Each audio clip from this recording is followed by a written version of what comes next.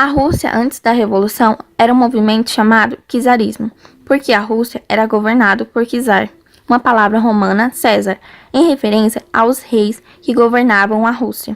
Os trabalhadores rurais viviam em extrema miséria e pobreza, pagando altos impostos para manter a base do sistema czarista de Nicolau.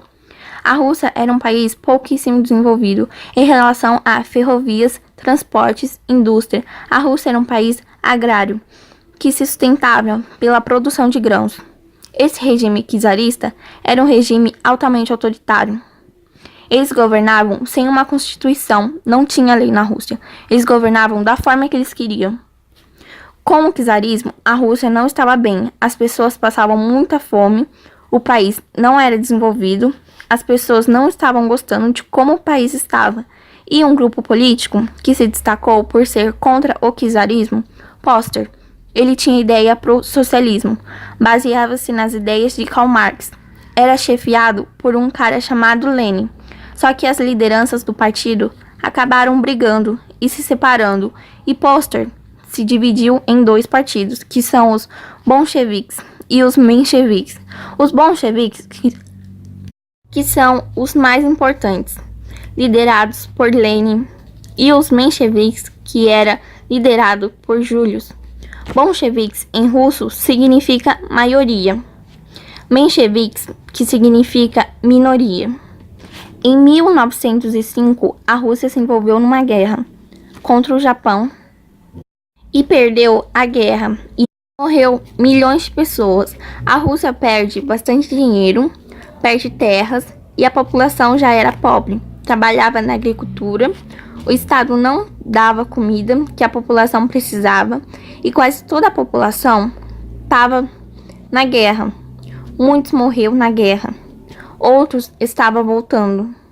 Então, por causa disso, a população decidiu fazer uma passeata em frente ao palácio, pedindo paz, alimentos, melhorias das condições de vida.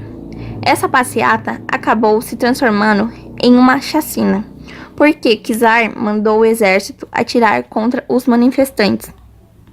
Pessoas morreram e esse dia ficou marcado como Domingo Sangrento, porque ocorreu no domingo. Lenin, vendo que a Rússia estava completamente destruída, ele se candidata a presidente. Em sua campanha, ele promete paz, tirar a Rússia da guerra, pão, alimentar a população e terra, distribuir terra aos agricultores. Em outubro de 1917, Lenin ganha a campanha e ele começa a mudar a Rússia. Os bancos e indústrias foram nacionalizados, as liberdades civis foram reorganizadas por novas leis, a nobreza perde o seu valor e outras coisas também aconteceu. Ele tirou a Rússia da guerra e uma coisa que ele falou provocou uma guerra civil, que foi que os bolcheviques seriam o único partido permitido da Rússia. Isso gerou uma guerra civil, onde o Exército Branco e o Exército Vermelho se confrontaram. O Exército Branco, ele ganhou uma forte força do Japão, dos Estados Unidos, da França e dos outros países. E o Exército Vermelho, ele ganhou força entre o Exército Verde e Preto, ele ganhou a força desses exércitos. E essa guerra durou 3 anos, de 1918 a 1921. Lenin, ele investiu muito forte nessa guerra para ganhar. Ele pegou todo o dinheiro assim que tinha e investiu na guerra. E ele acabou ganhando essa guerra. E o que aconteceu? Ele ganhou a guerra e ele estava completamente sem dinheiro e o negócio tinha quebrado lá o país. E ele criou a NEP e a URSS. Em 1924, Lenin morre de uma doença, só que o pessoal do partido dele já começam a pensar quem vai ser o sucessor de Lenin.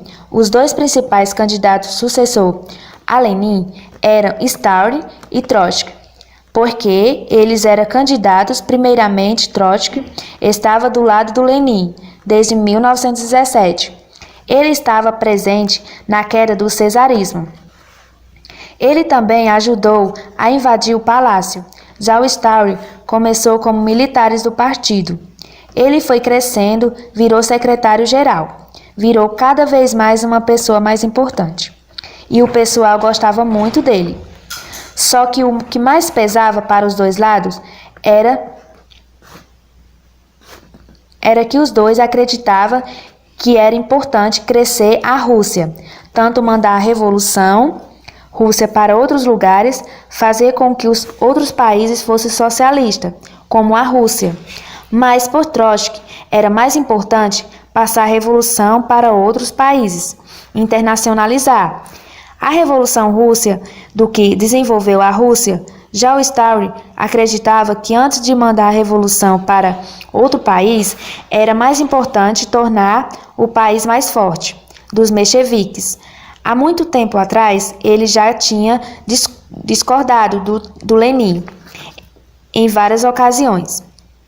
Então, por causa desses fatores, Stalin acabou ganhando. Se tornou o novo governante da Rússia e vai se originar o stalinismo. Observação: em 1929, o Trotsky foi deportado do URSS. Stalin aboliu a NEP e aprovou uma nova política econômica que são os planos quinquenais para desenvolver a economia da Rússia. Ele conseguiu desenvolver a Rússia construindo várias fábricas de usinas de energia.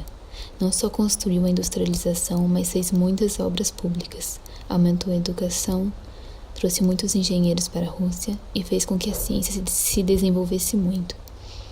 Stalin tomou toda a terra do povo e falou que essas terras eram do Estado, e isso gerou um grande problema, porque as pessoas não tinham mais aquele incentivo para continuar trabalhando e não estavam mais ganhando nada com isso.